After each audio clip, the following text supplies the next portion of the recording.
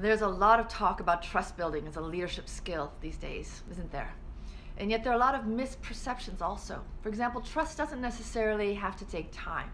When I was selling health insurance in New York City, people would let me into their homes, a complete stranger that they'd spoken with for a few minutes on the phone, and less than an hour later, I'd be walking away with their social security number and credit card information.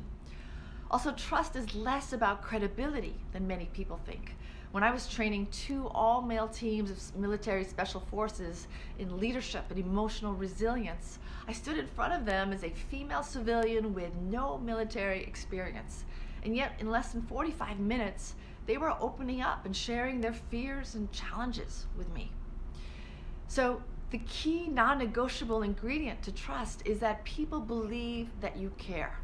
And so I cared more about people getting the right health insurance than I did about my commission, hard as that was sometimes. I cared more about helping these military teams thrive and get the tools they needed than I did about impressing them and trying to be this all-knowing expert. So here's the thing.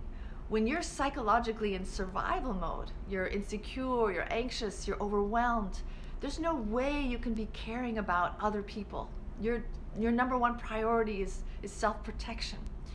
And so if you want to build trust with your team, your customers, your stakeholders in a fast-moving, chaotic environment, it takes training. You need to train and develop self-mastery to override some of these biological tendencies. But when you do, the payoff is worth it because now people feel safe to open up and tell you what they really think. And so you have better information to make decisions. And it takes less effort to communicate because you can say something once and people will do it without second guessing or pushback. So if you're wondering, okay, well, how do I do this? Then let's talk and come up with a game plan for how you can systematically be building these trust building skills so that you have the speed and the momentum you need to grow your company and achieve your vision.